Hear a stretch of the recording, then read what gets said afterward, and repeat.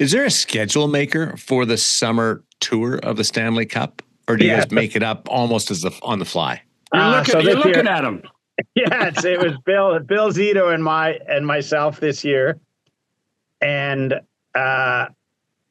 obviously as the GM of the team, he's involved in every aspect of the hockey thing. So there's no better person to have the schedule work with than himself.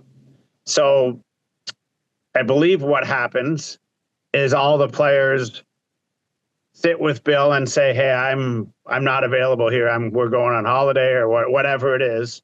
We got a wedding or whatever the dates are."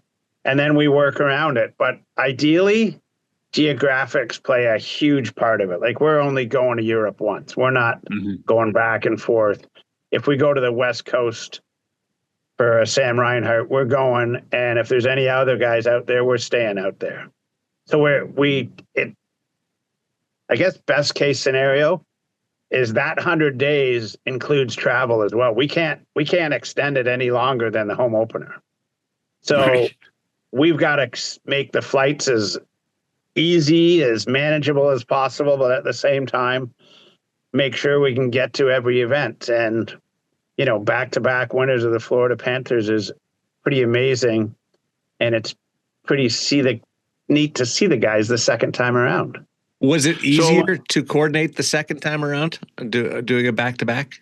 I'm not going to say it's easy. It's not as difficult it was last year because we knew where we were going already. But I think this year was way more personable for the guys than last year. As we all know, when you're sharing something with somebody, you want to involve everybody. And they all did that last year. So this year, it was more personal, more family-oriented, more best friend-oriented, instead of not that they going to the arenas and doing fundraisers aren't important. They're very important, and they understand why they do that. But this year they could pick and choose and try and spend more time with family and friends, which I think is great. So every time I think of the job you do, I always think of Scotty Niedermayer taking the cup to the top of the mountain in British Columbia and raising it over his head. Were you on that trip? Well, you think back now, and that's a great example. That one kind of created, I think, a chapter by itself. Right. That's 30 years ago now, John. So that's 1995, and I remember being in the dressing room that night after New Jersey won. And all the media was around, and they're all asking the players, Marty Brodeur and everything. And I remember someone asking Scott Niedermayer, how's he feel? And he said, I feel on the top of the world. And who knew a month later we're going to the Rockies? I mean, he had it all planned out. And the funny thing about that, John, and for those who haven't seen that photo, it's one of the greatest photos there is, on top of the Rocky Mountains, holding the cup up that Scott did. Flash forward ahead 12 years when Scott wins it with Rob in Anaheim. They go and do it again and take it on the mountain again. A different peak because they had two guys this time instead of one. And if you ever talk to Scott, he'll tell you the story that Rob can't pick peaks out because he didn't pick a peak wide enough for them both to get on the first time. So when they finally got on it, another great photos. But it's those stories, I think, John, that really bring the cup to life. And if it could talk, the stories it would have. Well, so anything in the two Panther years now that come close to that, other than sticking it in the Atlantic Ocean? Gosh, it's been in the Atlantic more than some people who live there. You know what? It's amazing about that last year when the boys went down to the bar on the Strip in Fort Lauderdale and then ended up on the beach, and Matthew went in for a photo, and I talked to him about it after, and he leaned back and, the cup went in. Is saltwater ideal for silver? It corrodes? No, it's not ideal. Was it a so South Florida moment that it created the whole summer instantly? Yes. If you talk to Matthew and talk to his dad, Keith was not very happy. Like, it was not, it was as Keith said, it was very disrespectful to the world's greatest trophy. But you ask any fan in Florida, that's the moment they all talk about. And I mean, that was a great moment. I think going over to Finland for the 4 players and the assistant coach, we were in Finland a week from top to bottom for 2 years in a row. And to see how many Finnish fans now that are wearing Panther colors, it's truly is a global game.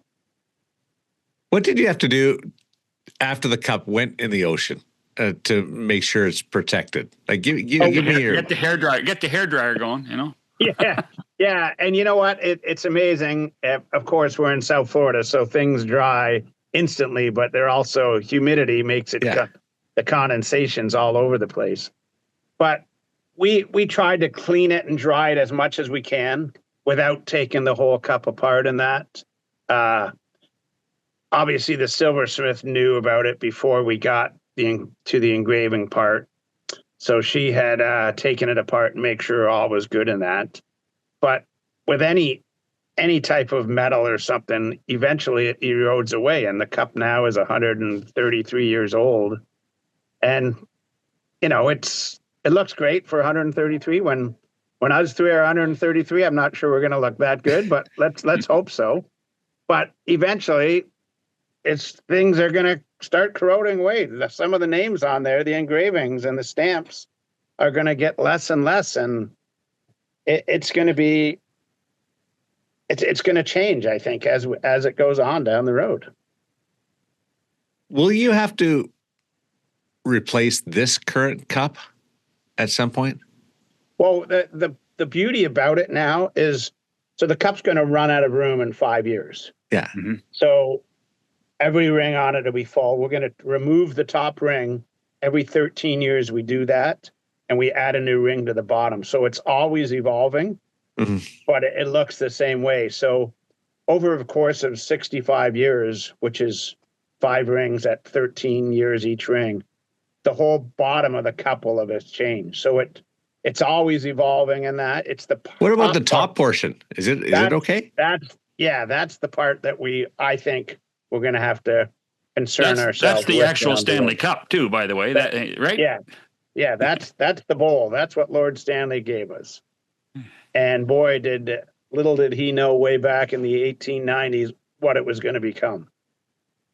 So you go to Finland for a week for countless parties, and you know, in the summertime, the sun sets in Finland at 11 p.m. I mean, when do you sleep, or do you?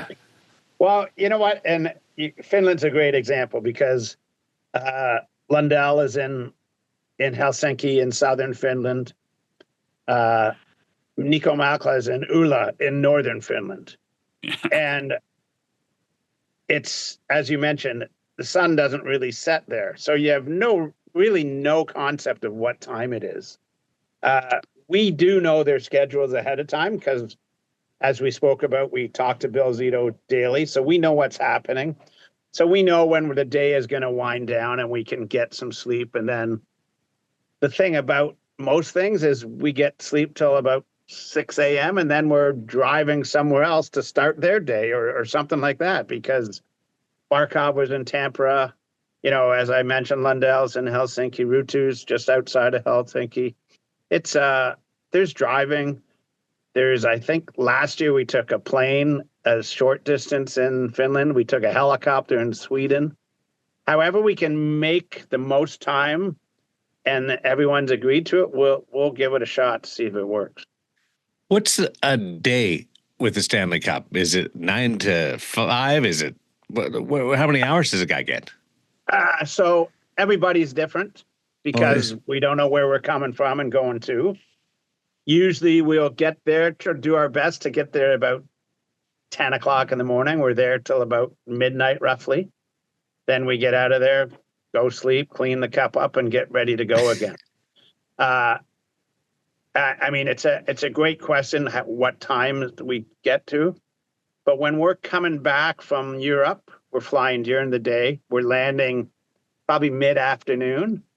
So if we can get a staff member in Toronto or New York on our flight back, that we could go see them for a while, we do that as well. There's only so many hours in those 100 days, so we try and do as best we can. And if you look closely, the bags under my eyes get worse every year, and I gotta figure that out. I need the John Shannon cream, I think, or something to make it look younger. I don't know what it is.